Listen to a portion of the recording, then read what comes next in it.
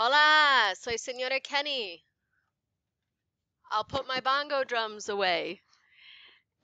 As you've probably seen from my last video, I like to try to use props as much as I can, just like a world language teacher might try to do in a a world language classroom that's live.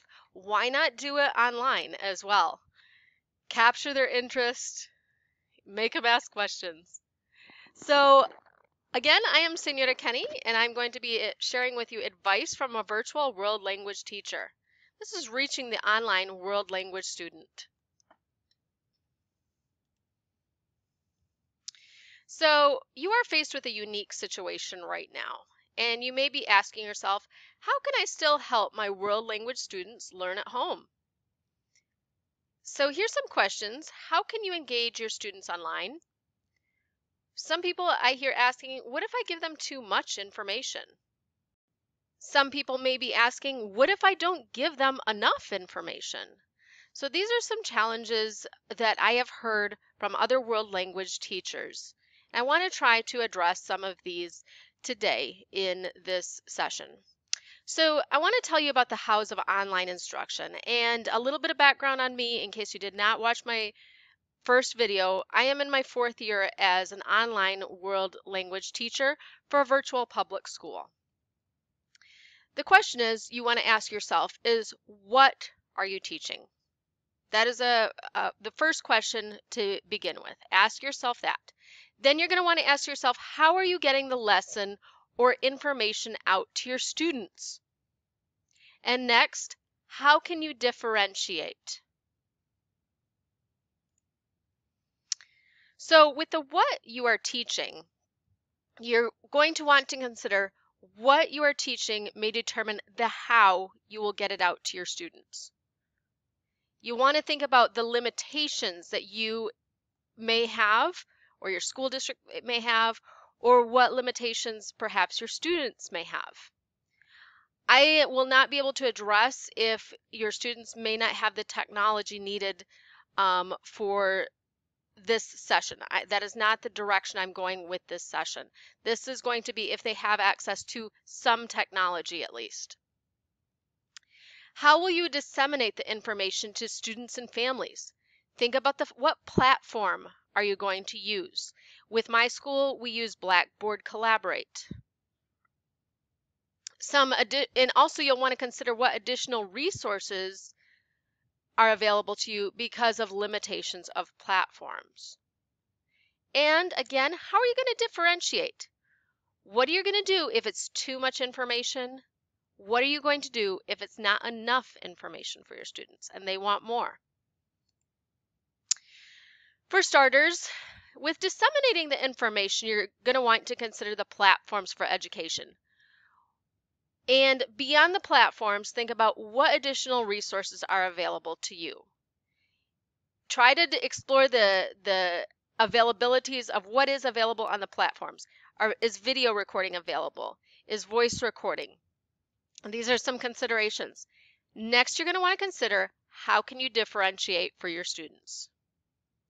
Here's an example of a Padlet, and I believe I used this exact Padlet in my last video.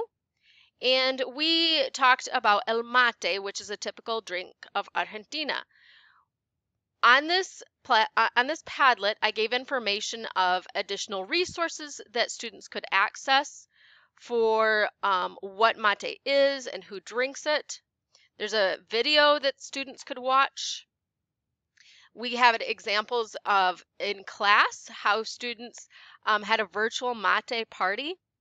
We did a KWL, and this I put it all in one place so that students could get more information, and this could create further discussion. There's a lot you could do with simply this right here and future lessons.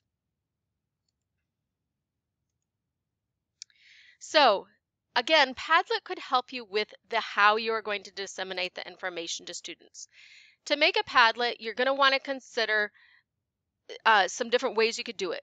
These are some of the examples. You could do it as a wall, a canvas, back channeling.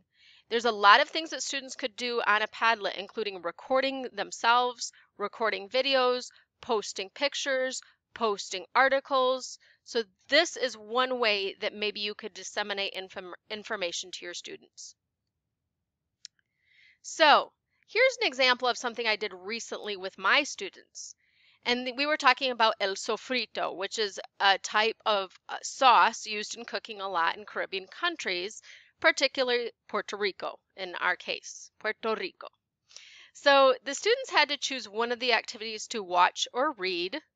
And again, so this is differentiated. If they wanted to watch something on a song and dance that's entitled sofrito, they could do that.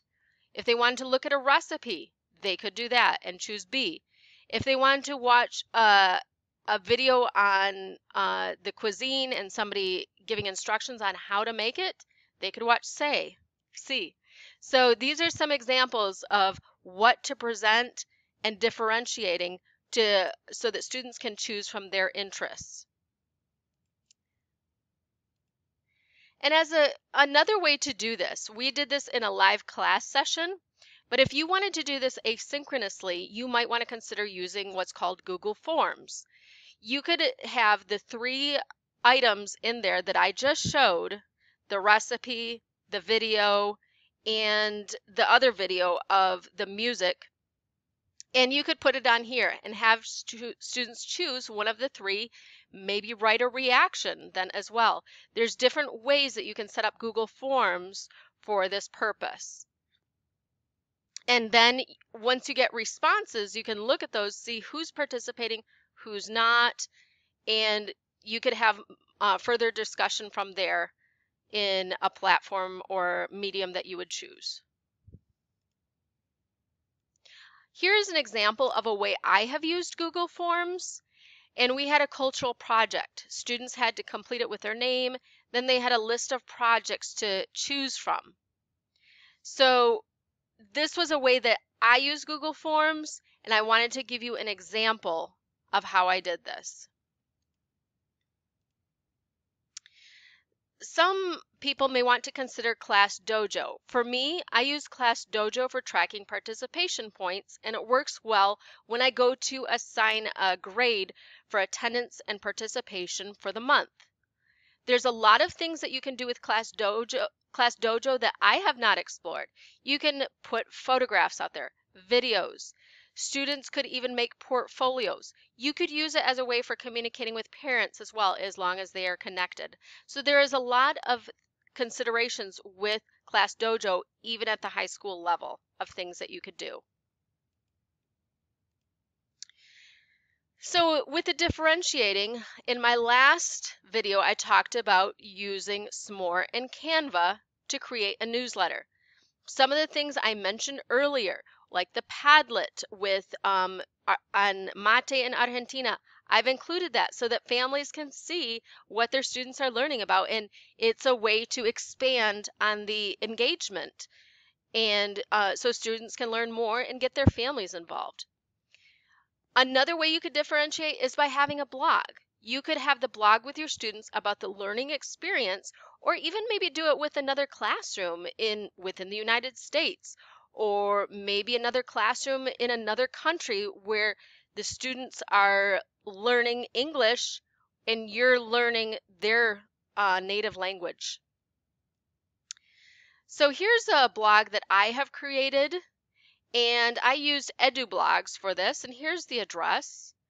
You could make a post and students could comment. That could include videos in your posts. You could promote further discussion on topics from class, additional resources. Again, this could be a way to differentiate. So for those students who are saying, what you are giving me is not enough, I want more, this is a way that you could address those students who are yearning for more information and more discussion and more interaction.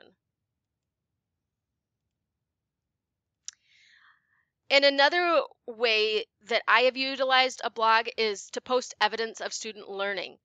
Students had to create a skit in Spanish about buying furniture. This was an example of a student that created a skit, and I included it in the blog. Also, students had to create an advertisement for clothing. So we did that.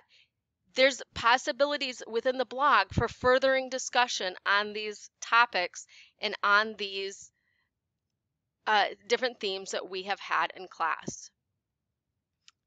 So again, something like this that I mentioned earlier, you could put this on your blog too. Expand the discussion on a blog.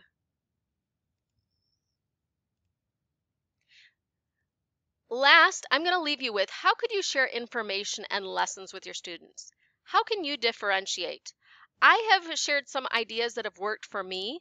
Are there things here that you could use that could work for you? Or is there another way that you could share information and lessons with your students? And could you think of other ways you can differentiate? I want to thank you for watching. Muchas gracias. And if you have any comments, mention it to me. I encourage feedback. And if you have any ideas for potential topics in the future, let me know. Hasta luego.